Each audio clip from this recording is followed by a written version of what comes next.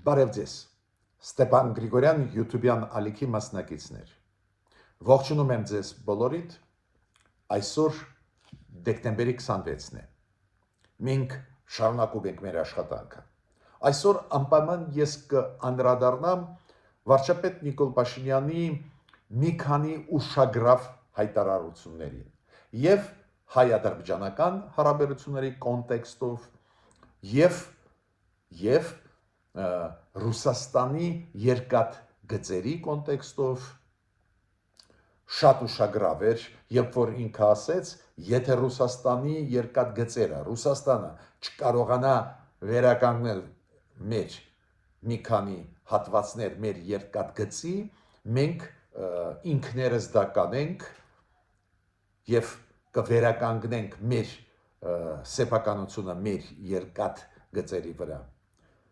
Անչափ ուշագրավ, անչափ կարևոր հայտարարություն։ Կխոսենք անպայման այն արձագանքին, որը կա Ռուսաստանից եւ Ադրբեջանի նկատմամբ եւ Հայաստանի նկատմամբ տարբեր հարցերի հետ կապված ու հատուկ ես ձեր ուշադրությունը կդարձնեմ տարբերության մեջ այս արձագանքների։ Ոնց է Ռուսաստանը փորձում սիրաշահել Իլհամ Ալիևին ու ոնց է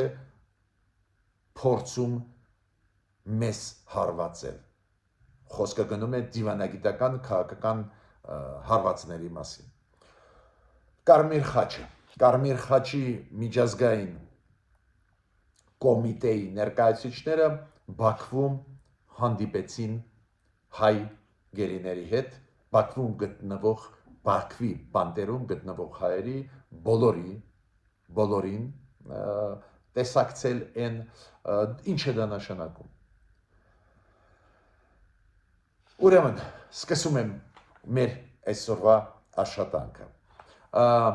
Պուտինը Ռուսաստանի նախագահան շնորհավորեց Իլհամ Ալիևին։ Շնորհավորեց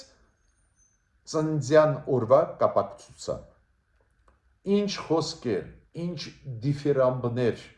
ասես կային այդ նամակում, դուք մեծություն եք, դուք Ադրբեջանը դուրս բերեցիք այլ մակարդակի, սոցիալական, տնտեսական զարգացում, միջազգային հեղինակությունը բարձրացրեցիք Ադրբեջանի եւ այլ եւ այլ։ Մենք հույսով ենք կշարունակենք ռազմավարական համագործակցություն ձեզ հետ։ Այդ Պուտինի խոսքերը Իլհամ Ալիևի մասին ուղարկում են մեսիջներ իր ընտանիքին Իլհամ Ալիևի։ Մարիա Զախարովան,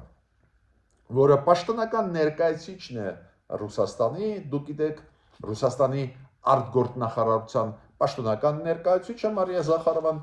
որը հաճախ մեզ զզվացնում է հոգնել ենք իր խոսալուց, բայց ինքը պաշտոնական ներկայացուցիչն է, դա է պատճառը, որ ուզած պետք է իր ասածին լուրջ վերաբերենք ու արձագանքենք, եթե պետք է։ Օրինակ ինքը, երբ որ իրան հարց տվեցին Իլհամ Ալիևի մասին, որ ինքը անտեսեց չեկավ Սանտ Պետերբուրգ ԱՊ երկրների գագաթնաժողովին չմասնակցեց այդ աշխատանքներին, ինքը փորձում էր արդարացնել։ Մինչ այդ Դմիտրի Պեսկովը, պրեսկարտուղարը Պուտինի արդարացնում էր, հիմա ինքը ասում է, բայց դուք չեք պատկերացնում, չգիտեք, որ Իլհամ Ալիևը շատ զբաղված մարդ է, իր օրակարգը, իր գրաֆիկը հանդիպումների շատ հագեցած է, ինքը այդպես չի էլի, որ վազելով կգա Պուտինի մոտ, բան, շատ հետաքրքիր է դա։ Երբ որ մերոնք չեն գնում Մոսկվա, այնտեղից մենք մենակ լսում ենք դուք ով եք, որ չեկաք, այդ սիրաշահելը Ալիևին, շատ հետաքրքիր երևույթ է, որը պետք է հասկանանք, ինչի հետ է կապված այդպես մեծ տարբերությունը վերաբերմունքի։ Բացի դրանից ինքը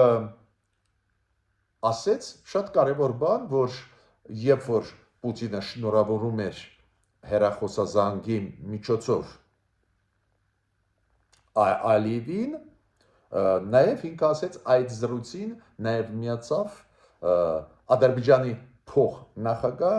Մեհրիբան Ալիևան։ Շատ հետաքրքիր է դա։ Հիմա Պուտինը նաև շնորհավորեց Դոնալդ Տրամպին, բայց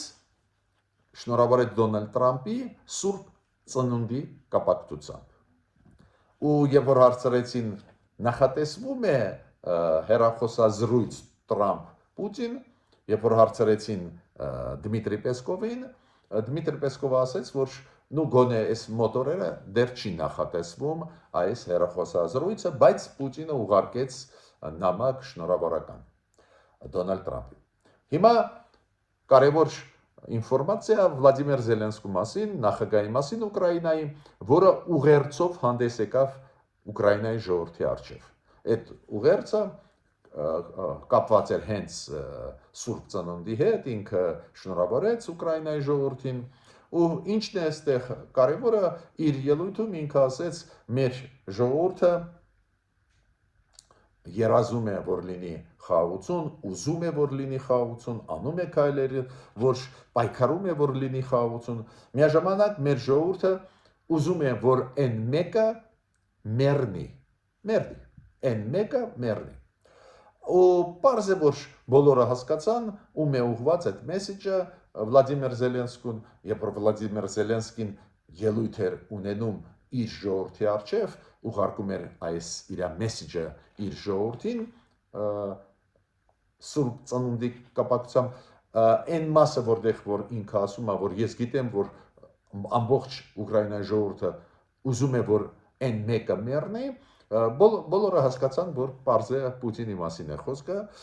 բայց երբ որ այդ խոսքերին անդրադարձավ, արձագանքեց Դմիտրի Պեսկովը, ակնհայտ դարձավ, որ այո, իրոք Զելենսկին նկատի ուներ Պուտինին, քանի որ Դմիտրի Պեսկովը ասեց, «Էս ինչ վերաբերմունք է, էս ինչ ոչ ադեկվատ արձագանք է, էս ինչ խոսքեր են, ոնց կարելի է ոչ ադեկվատ նախագահի հետ Ուկրաինայի բանակցել», մինչդեռ ես ուզում եմ ասել, որն է ոչ ադեկվատը։ Ռուսաստանը սկսեց պատերազմի միջոցով Պարիզ բուն իմաստով քանդում է ամբողջ երկիրը, քաղաքները, ավիրում է գյուղերը, ինչի մասին է խոսքը։ Շատ ադեկվատ էր Զելենսկին։ Մենք անպայման մոտորերը, կամ վաղը, կամ ամենաուշը վաղը չմյուսօր, անպայման ես կանդրադառնամ այն լուրջ process-ի բանակցային, որը գնում է Միացյալ Նահանգներ Ուկրաինան մի կողմից, Միացյալ Նահանգներ Ռուսաստան մյուս կողմից, Դոնալդ Տրամպի նախաձեռնություններ, ստեղ նյուանսները շատ են, մենք խոսացել ենք, բայց հիմա նորություններ կան, դուք գիտեք, այն 28 կետանոց փաստաթուղթը Դոնալդ Տրամպի դարձավ 20 կետանոց, Ուկրաինայի հետ ավարտվեց բանակցային process-ը, այդ փաստաթուղթը 20 կետանոց ուղարկված է ռուսական կողմի, առաջի արձագանքը ռուսական կողմի բացասական է, բայց Ուկրաինան իրոք այս 20 կետանոցում համաձայնվեց շատ ու շատ լուրջ զիջումների, շատ լուրջ, ու այդ իմաստով դա ցույց է տալիս, եթե այդ զիջումներն էլ չի ընդունում Ռուսաստանը, որ Ռուսաստանը իրոք մենք ճիշտ ենք, որ ասում ենք, չի ուզում խաղաղություն, ինքը ուզում է ամբողջ Ուկրաինան գրավի։ Ուրիշ բան է, որ Դոնալդ Տրամպը կամ չի հասկանում, կամ չի ուզում հասկանալ, կամ ինքը մտավ այդ դերի մեջ միջնորդի, այդ ուրիշ բան է, բայց Ռուսաստանը նույնիսկ այն, որ Ուկրաինան հիմա համաձայն է, որ այն մասը Դոնբասի, որտեղ որ զորքերը ուկրաինական են, որ դուրս բերվեն, Ուկրաինան նույնիսկ նրան է համաձայն, միայն պահանջ է դնում Ուկրաինան, որ այնտեղ ռուսական զորքերը չմտնեն, ազատ, ասենք, տնտեսական գոտի ստեղծվի։ Նույնիսկ այդ տարբերակների Ռուսաստանը չի համաձայնում։ Բայց այդ փաստաթղթի մասին, որտեղ էլի շատ կարևոր հարցեր կան, մենք մոտորերս կխոսենք։ Հիմա երբ որ ես համեմատություն անցկացրեցի վերաբերմունքի Ռուսաստանի, Ադրբեջանի եւ Հայաստանի նկատմամբ, հիմա բերեմ օրինակներ վերաբերմունքի Հայաստանի նկատմամբ։ Դուք գիտեք, որ Եվրոմիության հետ մենք աշխատում ենք։ Դուք գիտեք, որ Կայա Կալասը մի քանի լուրջ հայտարարություններ արեց, բացի դրանից Արարատ Միրզոյանի հետ ստորագրեցին ռազմավարական նշանակություն փաստաթուղթ, այդ բոլորը գիտեն, ու սա լեգալ է։ Բայց Ռուսաստանը շատ ցավոտ ընդունեց, որ մեզ հիմա շատ լուրջ օգնում են, որ մեր ընտրությունների ժամանակ չլինեն անօրինականություններ մասշտաբային, օրինակ Ռուսաստանից, որ չգա մեծ ծավալ գումարների, որ մեր ընտրողներին փորձեն կաշառել, որ իրենք իշխանությունների դեմ քվեարկեն իօգուտ պրոռուսական ուժերի։ Օրինակ, ինչ արվեց Մոլդովայում։ Մոլդովային օգնեցին, որ այդ հիբրիդային մեթոդները չաշխատեն։ Ու վարված է Ռուսաստանը։ Այս մի շաբաթ անդադ դրա մասին խոսում են, այս անգամ էլ Մարիա Զախարովան ասեց, այս ինչ է ուզում Կայա Կալասը, այս ինչի է միջամտում Հայաստանի գործերի մեջ Եվրոմիությունը, մինչդեռ այդ համագործակցությունը Եվրոմիության հետ լեգալ է, բաց է։ Հիմա Մարիա Զախարովան ասում է, ինչ արեցին Մոլդովայում, ոչ մի լավ բանի չեն հասել։ Ռուսաստանի տեսանկյունից այո, ոչ մի լավ բանի չեն հասել, բայց մոլդովացիների տեսանկյունից լավ բանի հասան։ Իրանք կանխեցին ֆալսիֆիկացիաները մասշտաբային ու ընտրեցին լեգիտիմ իշխանություն, եւ նախագահ ընտրեցին, եւ պարլամենտ, ու հիմա առաջ է գնում Մոլդովան։ Ես ինչու այդ հատուկ ուզում եմ դրա վրա ուշադրություն դարձնել, իրոք Ռուսաստանը շատ ցավոտ է ընդունում, որ մենք այլ խաղացողների հետ աշխատում ենք։ Պետք է կոտրել, մենք պետք է մտածենք ոնց, ինչ քաղաքական քայլերով պետք է կոտրենք այդ տենդենսը։ Մենք անում ենք քայլ, որի շնորհիվ Հայաստանը զարգանում է, որի շնորհիվ Հայաստանը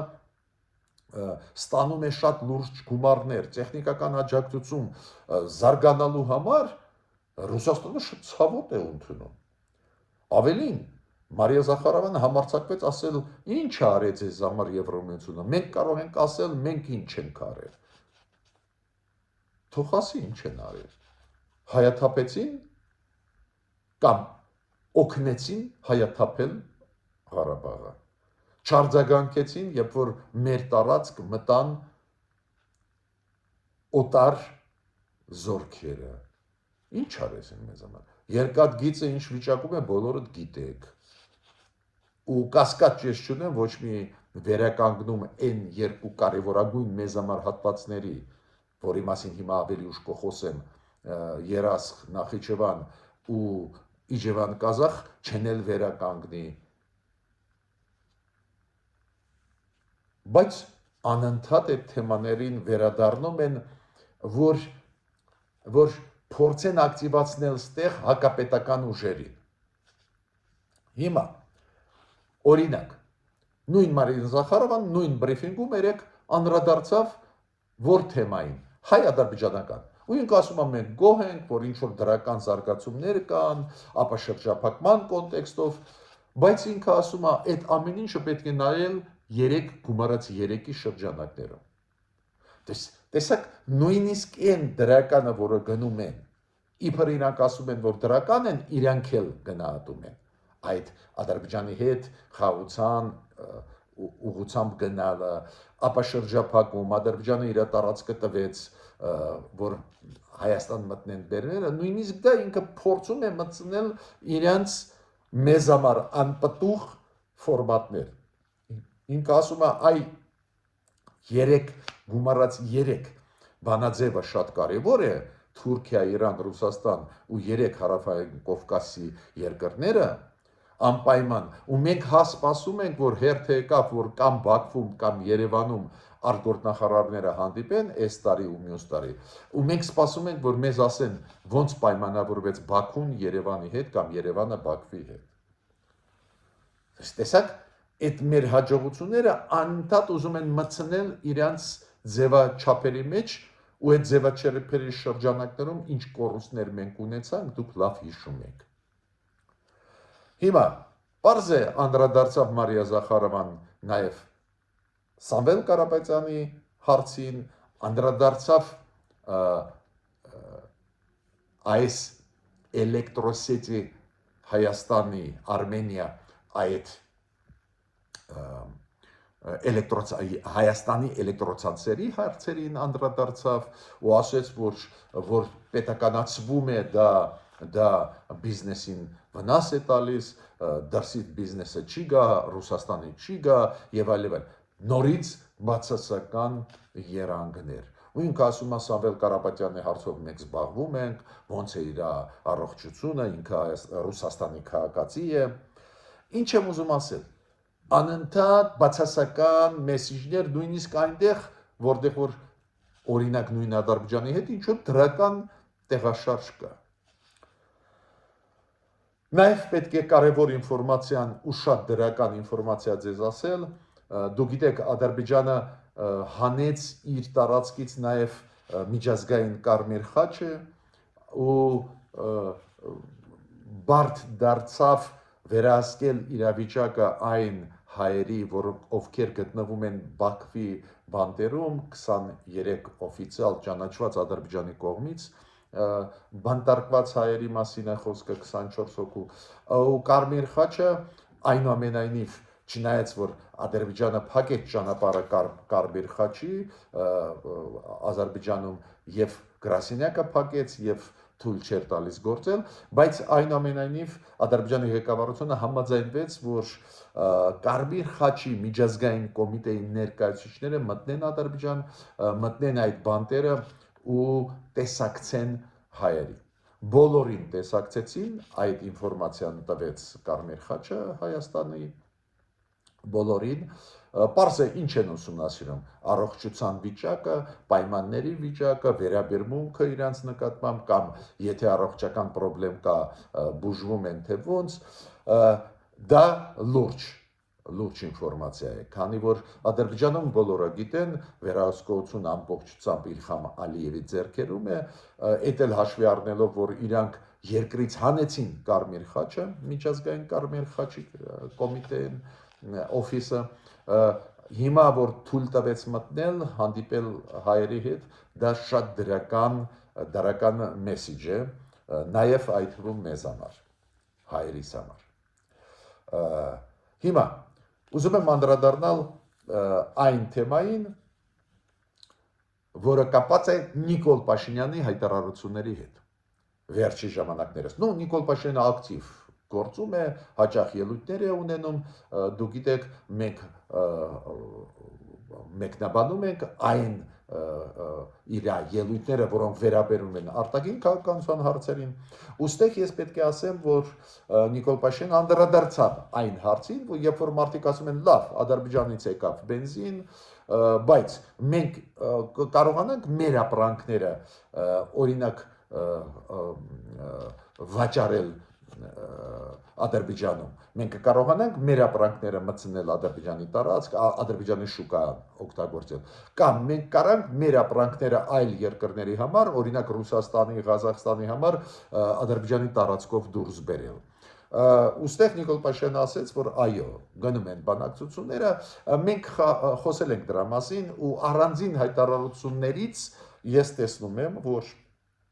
այո, այդ հնարավորությունը բացվում է, ես ավելին ձեզ ասեմ, Ադրբեջանում հիմա ճանաչված դեմքեր, տնտեսագետներ կամ ճանաչված մարդիկ այդ առևտրի, տնտեսության ոլորտում, իրանք ասում են, որ այո, հնարավոր է, որ Հայաստանի օրինակ կոնյակը մտնի Ադրբեջանի շուկա, Հայաստանի սիգարետները։ Ուրեմն,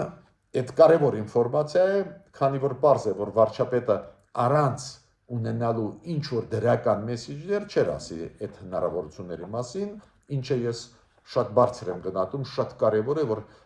դա քննարկվում է Ադրբեջանի հետ, որ այո, մենք բացեցինք մեր շուկան Ադրբեջանի օրինակ նավթամթերքների համար, բայց մենք էլ ուզում ենք այն ապրանքները, որոնց ձեզ կարող է լինել օգտակար, տանել ու ծախել ադրբեջանական շուկայում։ Մյուսը, ինչի մասին ասեց Նիկոլ Փաշինյանը, ինչը ես համարում եմ անչափ կարևոր։ Հիշում եք, մի քանի օր առաջ այս մեծ աղմուկը,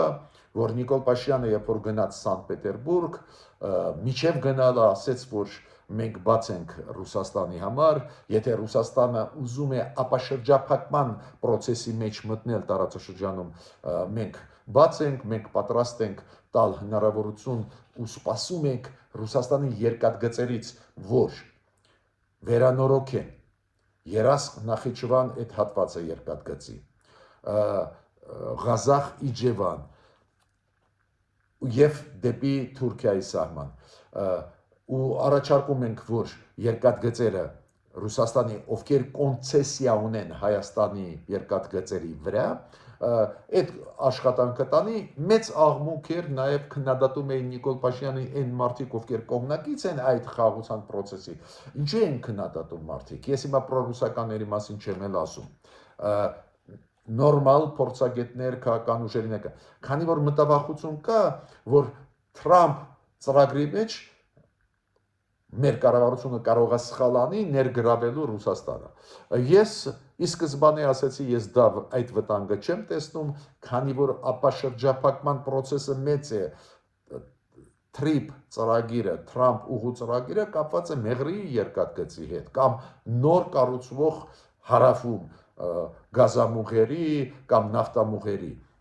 Դա կապված չի ամբողջ Հայաստանի տարածքի հետ, ես դա զգուշացրել եմ ու ինձ շատ ուրախացրեց, երբ որ Նիկոլ Փաշինյանը ասեց, որ եթե Ռուսաստանը պատրաստ չլինի վերականգնել այդ հատվածները երկաթգծի, որի շնորհիվ ապաշրջափակումը Ադրբեջանի հետ ու Թուրքիայի հետ կարողանա, եթե չկարողանա, մենք կսպակադաշնորհենք այդ հատվածները, ավելի ճիշտ պետությանը Հայաստանի կվերադարձնենք այս հատվածները ու մենք ինքներս կվերանորոգենք, կթարմացնենք այդ հայկական երկաթգծի այդ հատվածները։ Խոսքը գնում է Երասխ, Նախիջևան եւ առաջերտին Իջևան եւ Ղազախ հատվածների։ Ինչու՞ս է դա մեզ պետք։ Պարզ է ապաշրջափակման համար, բայց էլ ավելի ակտուալ է ինչի հիմա։ Հիմա սկսվեց աշխատանք Ադրբեջանի հետ։ Բեռների տեղափոխում սկսվեց Ադրբեջանի տարածքով, Ադրբեջանից եկած, մենք կուղարկենք ինչ-որ ժամանակ հետո ապրանքներ, ուստեղ առաջացավ պրոբլեմ Վրաստանի հետ, քանի որ երկաթգիծը Վրաստանով է գալիս Ադրբեջանի Հայաստան։ Վրաստանի հիմա մաքսատուրքերի հարցը պետք է լուծվի, երբ որ ապրանքները հայկական, ադրբեջանական, այլ երկրների անցնում են երկաթգծով, ինչ ա ուզում, ու կարծես թե առաջի քննարկումները ցույց են տալիս, որ գները այնտեղ բավական բարձր են։ Դա է պատճառը, որ մեր կառավարությունը ասում է, ուրեմն այլընտրանքները արագ պետք է կառուցենք, որ չտուժի այս նոր դրական process-ը, որը գնում է։ Ու ինձ համար կարևոր է, որ այդ խոսքերը Նիկոլ Փաշինյանը ասեց հենց վերադառնալուց Սանկտ Պետերբուրգից։ Հիշում եք Սանկտ Պետերբուրգում ինքը հայտարարեց, որ Պուտինի հետ նաև այս հարցերը մենք քննարկել ենք։ Ես ենթադրում եմ, որ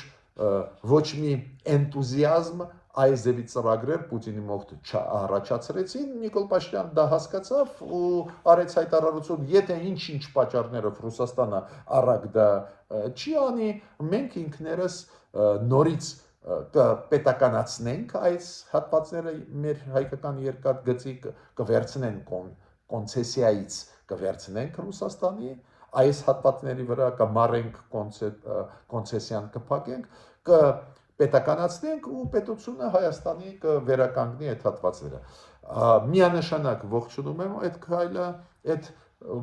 հնարավոր որոշումը ինչու համար, քանի որ մեզ համար հիմա կյանքի պես է պետք, որ սկսի աշխատել ապաշրջափակումը։ Դա իրոք կուժեղացնի այս խաղաղության հնարավորությունները հաստատման, կայացման մեր տարածաշրջանում, քանի որ երբ որ տնտեսական շահը սկսում է աշխատել, պարզ է, որ փոխադարձ կապվածությունը ուժեղանում է ու հավանականությունը ինչ որ ուժային քայլերի ավելի կչնի։ Ես չեմ ասում, որ նաև դա կբերի նրան, որ գներ ապրանքների մտնող Հայաստան կիջնեն, չեմ ասում այս գործոնի մասին կարևորագույն։ Նաև Նիկոլ Փաշինյանը նորից անդրադարձավ Թուրքիայի հարաբերություններին ու ասեց, որ սիմվոլիկ այն հայտարարությունը Թուրքիայի նախագահի, որ սիմվոլիկ պետք է փոփոխություններ լինեն, սիմվոլիկ քայլեր ի օգուտ հայ-թուրքական հարաբերությունների, Նիկոլ Փաշինյանը ասեց, եւ հասունացավ եւ սիմվոլիկ քայլեր անել եւ ոչ սիմվոլիկ, լավ արձագանք էր դա։ Ես ուզում եմ ասել, ինչ ուզում եմ ասել այս այսօրվա հանդիպման հետ կապված։ Ուզում եմ ասել, դինամիկան զարգացման շատ լուրջ է գնում։ Հայաստանի արտաքին քաղաքականությունը շատ ակտիվացավ։ մենք դարձանք ավելի adekvat այն զարգացումներին, որոնք գնում են աշխարհում։ Իդեպ Նիկոլ Փաշինյանը նաև անդրադարձավ Թրամփ ուղու ծրագրի նորից։ Ինքը ասեց, որ հունվարից սկսած մյուս տարվա առաջի ամիսների կֆիքսվի այն ձևաչափը, որով մենք աշխատենք Միացյալ Նահանգների հետ առաջի 3-4 ամսվա մեջ, ու հետո կսկսի Թրամփ ծրագրի իրականացումը։ Անչափ կարևոր են այդ մեսիջները։ Ես հույսով եմ, որ կսկսվի իրականացում այս process-ների, մի մասը ծրագրի սկսեցին իրականացնել, այս կարևոր մասը պետք է շարունակել, նաև այդ թվում ցամաքային կապը Ադրբեջանի հետ հիմա ապահովել ուղղակիորեն։ Ադրբեջանի կողմից նու ակնհայտ երևացող կա ցանկություն, ու մենք պետք է օգտագործենք դա։ Դա լուրջ փոփոխություն կկատարի մեր տնտեսության մեջ, մեր առևտրի բալանսի մեջ, քանի որ շատ ու շատ ավելի էժան այս տրանսպորտային ավելի էժան հնարավորությունները տրանսպորտ օգտագործել նույն երկաթգիծը, նույն անմիջապես սահմանը հայ-ադրբեջանականը կբերի շատ ու շատ լուրջ դրական զարգացումների։ Ես ավարտեցի իմ այսօրվա ելույթը, մինչ նոր հանդիպումներ։